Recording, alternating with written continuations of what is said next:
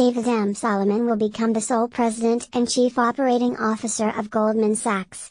He had been co-chief operating officer with Harvey M. Schwartz, who Goldman said on Monday would retire in April. Garen Blask for the New York Times' Bake Off's go it was pretty unusual, a part-time disc jockey and a karate black belt vying to be the next leader of arguably the world's most influential bank. On Monday, Goldman Sachs Group picked the DJ David M. Solomon, 56, a longtime investment banker, has been anointed as the sole heir apparent to Goldman's chief executive, Lloyd C. Decision was signaled Monday with the abrupt retirement of Mr. Solomon's lone rival for the job, Harvey M. Schwartz. A decade removed from a global financial crisis, Goldman remains a potent symbol of Wall Street's enduring power, and its chief executive is perhaps the banking industry's most prominent spokesman. The firm possesses unparalleled leverage in Washington, thanks in part to its track record of funneling executives into senior government posts. Even the Trump administration, which rode a populist wave to electoral victory, is stocked with Goldman alumni, including Treasury Secretary Steven Mnuchin and the departing White House economic advisor Gary D. Cohn. Goldman is also an advisor to many of America's, and the world's, largest companies, ranging from stalwarts like Walt Disney to upstarts like Uber. There are other, larger companies, but Goldman's an icon, said Charles Elson, a corporate governance expert at the University of Delaware, and it's occupied a prominent role in American finance for probably almost 70 or 80 years. Mr. Blankfein has led the firm for nearly a dozen years since his predecessor, Henry M. Paulson Jr., departed to be the Treasury Secretary under President George W. Bush. Mr. Blankfein, 63, has joked that he intends to die at his desk, but he has signaled to people inside Goldman that he may leave as chief executive as early as this year. According to two people familiar with his thinking, the possibility that Mr. Blankfein could soon step away intensified the competition between Mr. Solomon and Mr. Schwartz, who twice pressed the board for an answer in recent months. For more than a year, since Mr. Cohn stepped down as the firm's president to be the director of the National Economic Council, Mr. Solomon and Mr. Schwartz, 54, have been auditioning to be Mr. Blankfein's successor. Each man held the title of president. Last month, Goldman's board met at its headquarters and evaluated the two candidates. Mr. Blankfein offered his view, and the directors decided that Mr. Solomon was their man, according to a person who was briefed on the meeting.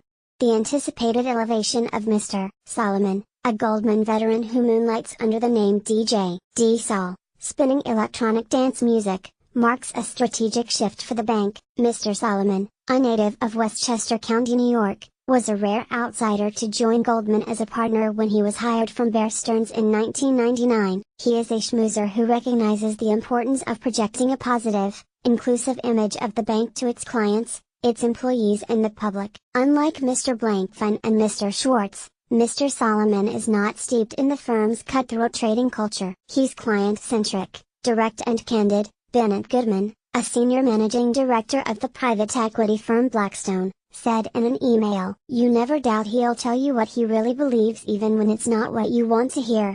The leadership transition comes at a time when Goldman's traditional business model is under siege. Its bond trading business, once a huge component of the firm's revenue, which hit nearly $1 billion a week in 2009, is now a shadow of its former self. The bank's limited presence in countries like Saudi Arabia and Mexico have meant Goldman has been left out of some lucrative transactions, and its belated attempts to muscle its way into businesses such as consumer lending have failed to transform the company into a real competitor of commercial banks like JP Morgan Chase and Citigroup. Since his elevation to president was announced in late 2016, Mr. Solomon has been working to address those shortcomings.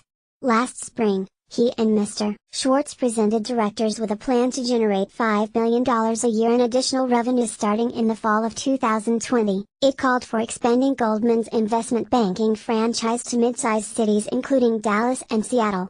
At the same time, Mr. Solomon strayed beyond the traditional mold of a Wall Street power broker. He demanded, for example, that Goldman's recruiters increase their hiring of women with a goal of eventually reaching total gender parity.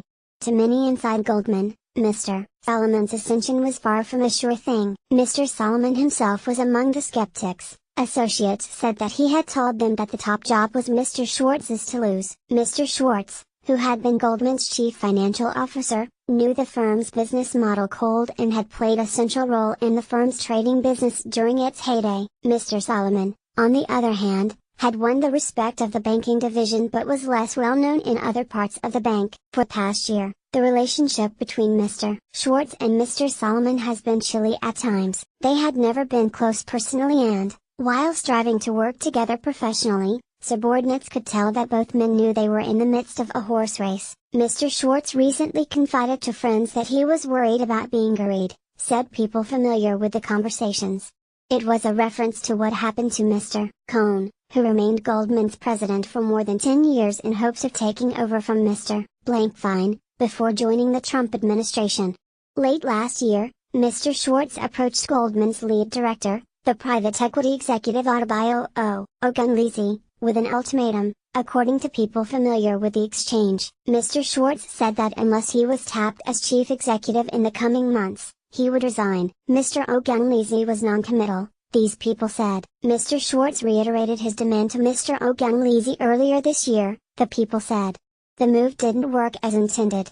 On February 21, during a meeting at Goldman's headquarters, the board took up the succession question in earnest. Mr. Blankfein expressed his preference for Mr. Solomon, said the person who was briefed on the meeting, and the board agreed. Mr. Blankfein then left for a business trip to Asia and didn't tell Mr. Solomon the news for more than a week. Mr. Schwartz was notified last week. He immediately decided to retire, capping a career that started on Black Monday, the day in October 1987 when the stock market plunged 22%. Mr. Blankfein announced Mr. Schwartz's exit and Mr. Solomon's promotion to be the firm's sole president at a weekly management committee early Monday morning, according to people briefed on the discussion. During the gathering, Mr. Blankfein also equivocated on his own time frame for retiring. He said that a Wall Street Journal article last week that said he could leave by the end of this year might be right or might be wrong, the people said. Jessica Silver Greenberg contributed reporting.